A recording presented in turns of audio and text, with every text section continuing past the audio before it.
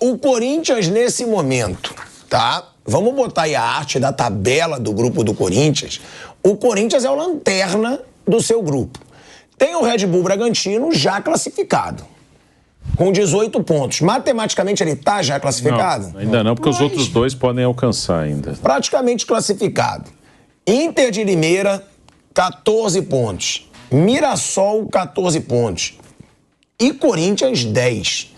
É muito difícil. O Corinthians tem que chegar na segunda colocação para chegar na fase final. 33% de aproveitamento. Olha que pouca vergonha. Ele tem que vencer as duas e o Inter de Limeira e o Mirassol não podem mais vencer. Sim, é isso. Por isso que na quarta-feira, se a Inter ganhar do São Paulo, já era, acabou. O Corinthians já entra eliminado nos últimos 2 jogos. Mas aí é muito difícil, né? São Paulo precisando brigar ainda para classificar. Sim. São Paulo é bem favorito. Favorito. Primeiro jogo. Contra a Inter de Limeira. Brasília, na verdade. Brasília. Vai ser em Brasília. A Inter mandou o jogo lá pra Brasília. Vendeu o mando de campo. Sim. É o que eu falo. Esses times merecem se lascar também, né? O time pode se classificar. O time tá brigando pela... mas é verdade. Tem que se ferrar. Se o time tivesse já desclassificado, eu entendo.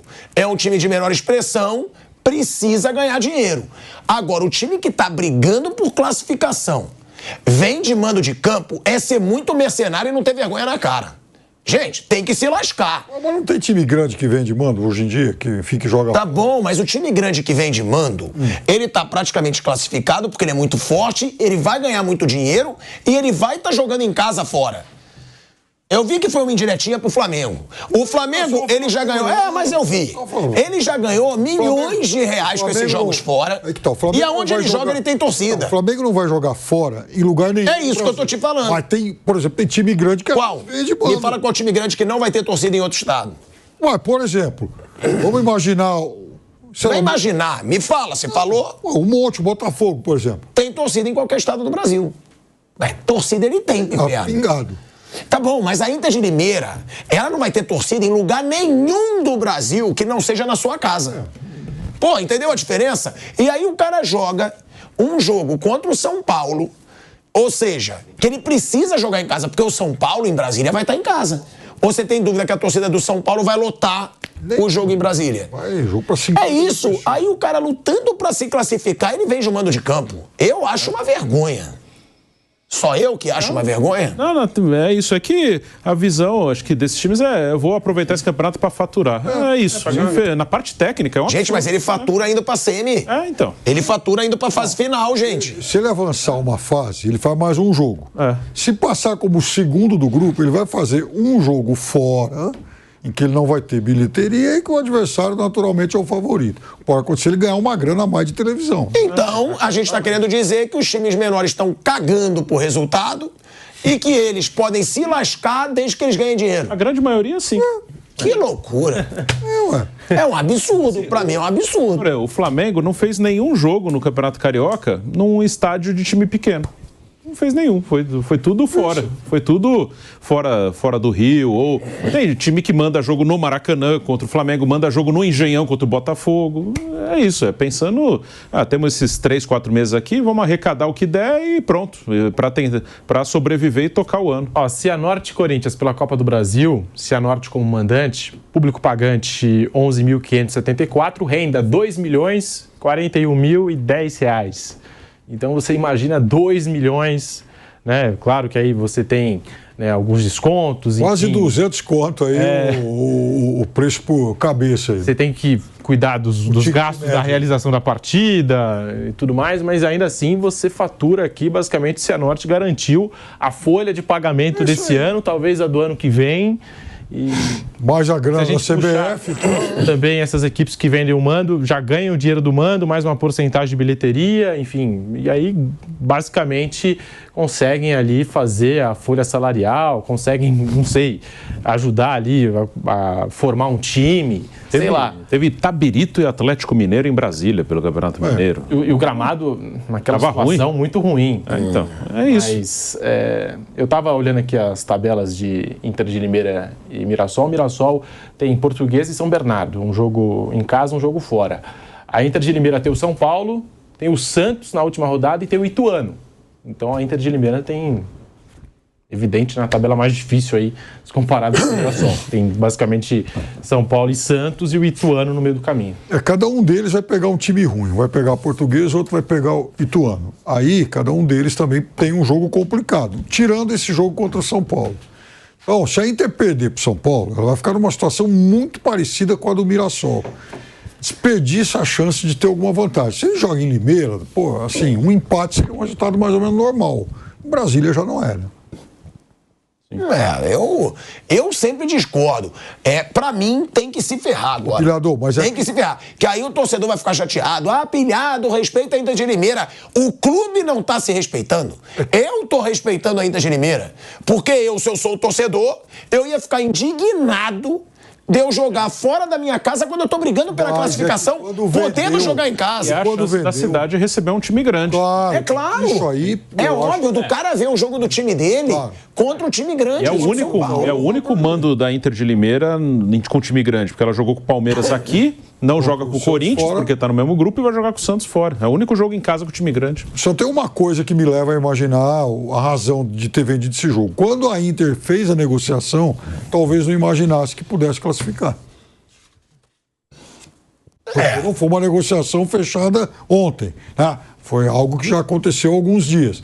Naquele momento, a direção deve ter olhado lá e falado: puxa vida, Corinthians e Bragantino na nossa chave. 2 times de Série A. E o Mirassol de Série B. Não vamos classificar. O famoso não sei o dia de amanhã. Então vende. Não sei o dia de amanhã. Aí, resultado, o time surpreende e dá nisso. A gente vive essa situação, né?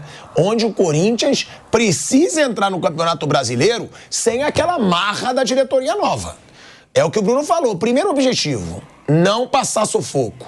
Né? Não é, vamos ser campeões. Até porque ser campeão brasileiro é até mais difícil que mata-mata, porque precisa ser constante. Não dá. É difícil pro Corinthians. Eu não vou dizer não dá. Não dá.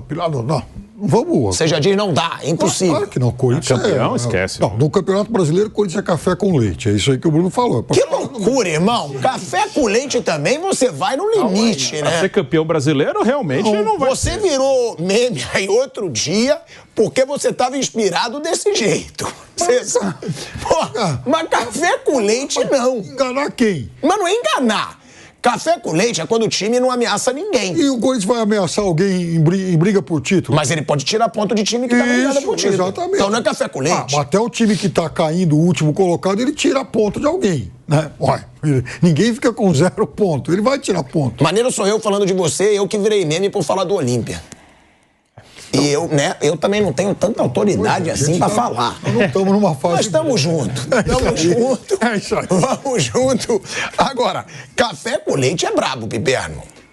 A gente vai pra um break na Rádio Jovem Pan. Seguimos no YouTube. Pode falar. O time pra ficar em 10º. Assim, eu acho... Já disse, as Corinthians têm um elenco agora que lhe permite sonhar em ficar na metade de cima. Então, o Corinthians, como deve ser eliminado agora precocemente, o Antônio Oliveira vai ter aí 3 semanas para fazer uma pré-temporada de verdade.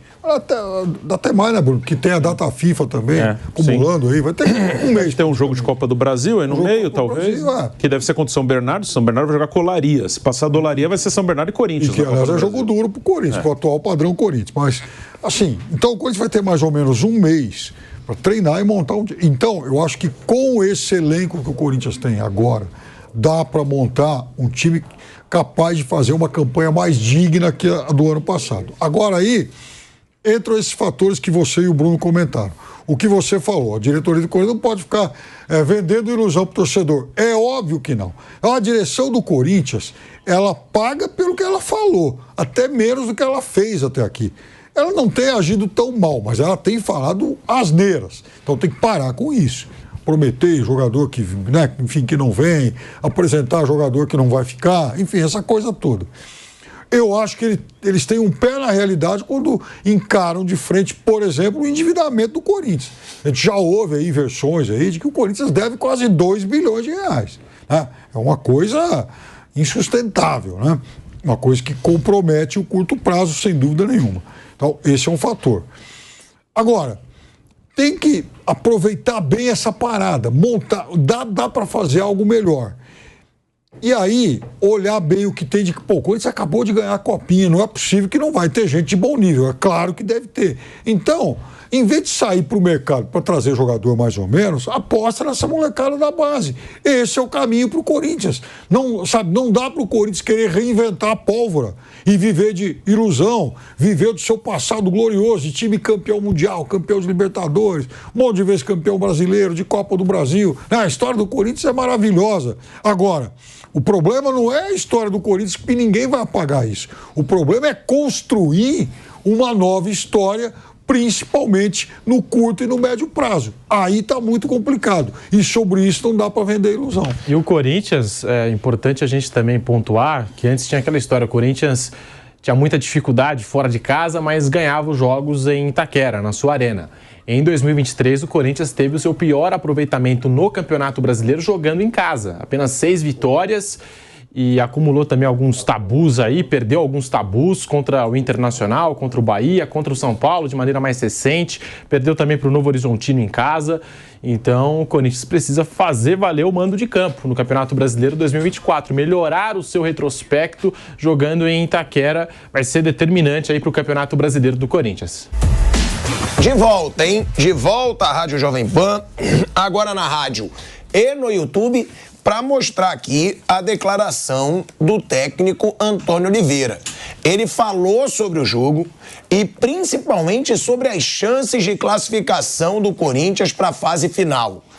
Ele avaliou o trabalho, mas falou que é necessário primeiro acertar a equipe, mas não jogou a toalha, hein? O Antônio Oliveira, vamos escutar ele aí.